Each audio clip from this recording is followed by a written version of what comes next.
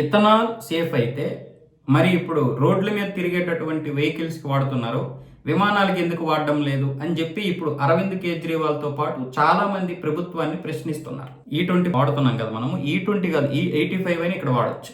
రోడ్ల మీద వెళ్ళేటటువంటి వెహికల్స్కి E85 అయినా వాడచ్చు. అంటే పెట్రోల్ 15%, ఇథనాల్ 85% ఉన్నా పర్వాలేదు. కానీ ఇక్కడ సమస్య ఏంటంటే అంతర్జాతీయ ప్రమాణాల ప్రకారం ATFలో కలపడానికి లేదు ఒకటి.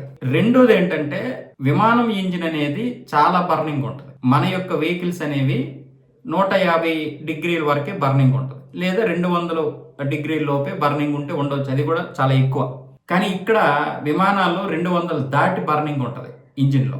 దానివల్ల ఇవి తట్టుకోలేదు, ఇథనాల్ అనేది అంత బర్నింగ్ని తట్టుకోలేదు. మనం ఇప్పుడు బైక్ మీద వెళ్తున్నప్పుడు కానీ లేకపోతే కార్లో వెళ్తున్నప్పుడు కానీ ఈ యొక్క పెట్రోల్ ఏదైతే ఉందో అది ఆ ఇథనాల్ అనేది చాలా ఎక్కువ, అంటే ఎక్కువలో ఎక్కువ 200 డిగ్రీల బర్నింగ్ మాత్రమే తట్టుకుంటుంది. ఇది మాత్రమే కాదు, అనేక అంతర్జాతీయ ప్రమాణాల వరకు ఒకవేళ ఇథనాల్ అనేది ప్రామాణికమే అయినా సరే అందులో కలపడానికి లేదు. నీకు వెహికల్స్ ఎక్కడైనా ఆగుతున్నాయా?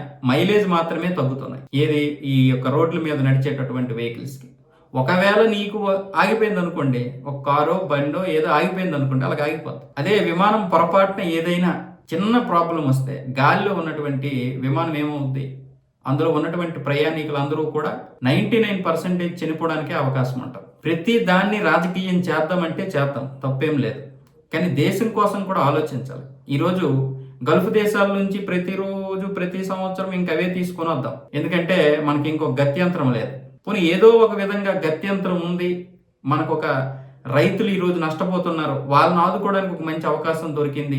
ఈ ఇథనాల్ కలిపినటువంటి దీన్ని మనం ఉపయోగించుకోవచ్చు. దీనికి చెరకు, మొక్కజొన్న, అలాగే ఇంకా పాడైపోయినటువంటి కూరగాయలతోటి కూడా చేయడానికి ఇప్పుడు ప్రయత్నాలు చేస్తున్నారు. అంటే పాడైపోయినటువంటి పంటలు ఏవైతే ఉంటాయో వాటితో కూడా ఇన్ని రకాలుగా చేయడానికి ఈ దేశం డబ్బు రైతుల జోబులోకి వెళ్ళాలి.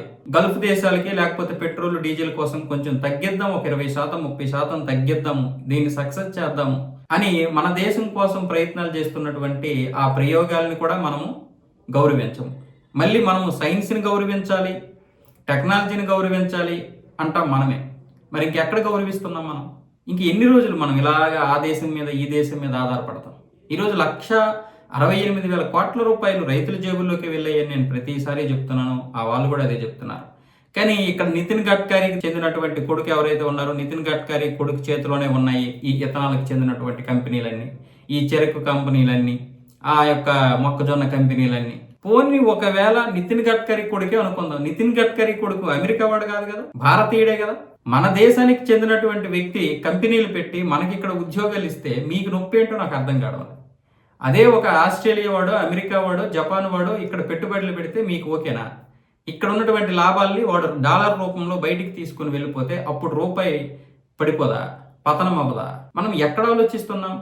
మనం ఏం ఆలోచిస్తున్నాం? ఒకసారి ఆలోచించుకోండి. ఏదైనా ఒక ప్రయోగం చేస్తే వ్యతిరేకిస్తారు, ప్రయోగం చేయకపోతే చైనా తోటి జపాన్ తోటి పోలుస్తారు. రేపొద్దున చైనానో లేకపోతే జపానో 100% ఇథనాల్తో వాళ్ళ యొక్క బళ్ళు రోడ్ల మీదకి వెళ్ళి గల్ఫ్ దేశాల నుంచి ఒక్క చొక్క చమురైనా తీసుకురాకపోతే ఇదే కుహనా మేధావులు, మీరు వ్యతిరేకించేటటువంటి వారందరూ కూడా హ్యాపీగా అబ్బా ఏం దేశాలరా బాబు, hats off to Japan and China అంటారు. అదే భారతదేశం ఉంది ఎందుకు ఎప్పుడు ఆ గల్ఫ్ దేశాల మీద పడే ఏడుస్తుంది. ఒకవేళ అక్కడ ఏదైనా యుద్ధం వచ్చి ఒక్క ట్యాంక్ రాగిపోతే చాలు ఇక్కడ విలవిల్లాడిపోవాలని పరిస్థితి. ఈ రోజు 100 సంవత్సరాలైనా ఈ దేశం ఇలాగే ఉంది, 70 సంవత్సరాలైనా ఈ దేశం ఇలాగే ఉందని మళ్ళీ మనమే ఏడుస్తాం. సరే 70 సంవత్సరాలుగా మనమే ఏడ్చాం, ఇకనైనా ఏడవకూడదు, మన ప్రయోగాలు మనం చేసుకోవడానికి కదా ఇవన్నీ. వందే భారత్ వచ్చినప్పుడు ఏడ్చారు, కానీ ఈరోజు వందే భారత్ కొన్ని వేల కోట్లు జపాన్కి లేకపోతే జర్మనీకి వెళ్లాల్సినటువంటి పరిస్థితి. కానీ మన దగ్గరే మన సొంత 97% మన టెక్నాలజీతో దాన్ని రూపొందించుకోవడం వల్ల ఈరోజు కొన్ని వేల కోట్లు మన దేశంలో ఉన్నాయి. మన దేశ ఇంజనీర్ చేతికి, మన దేశ ప్రజల చేతికి వెళ్ళాయి. 300 కోట్లు అడిగారు ఆ బండి తయారు చేయడానికి, 330 కోట్లు. కానీ 136 కోట్లతో ఇప్పుడు అది పూర్తిగా టెక్నాలజీతో కలిపి తయారైపోతుంది. మొట్టమొదటి 106 కోట్లే, కానీ ఈరోజు 136 కోట్లతో ఒక వందే భారత్ అయిపోతుంది, 16 బోగీలు ఉన్నటువంటి బండి. మీరు ఆలోచించండి. ప్రతి దాన్ని మనం వ్యతిరేకిస్తుంటే దేశం వెనక్కి వెళ్ళక ఎటు వెళ్తుంది? పోనీ నిజంగానే మన బళ్ళు ఆగిపోతున్నాయా? ఇప్పుడు నేను 10 సంవత్సరాలుగా E20 వాడుతున్నాను. పోనీ మీకు E20 ఇష్టం లేకపోతే ప్యూర్ పెట్రోల్ వాడుకోండి. ప్యూర్ పెట్రోల్ ఉంది కదా, 100% పెట్రోల్ ఉంది. 165 రూపాయలు, 170 రూపాయలు పోసుకోండి. దాంతో ఇంకా దీన్ని ఇష్యూ ఎందుకు చేస్తున్నారు?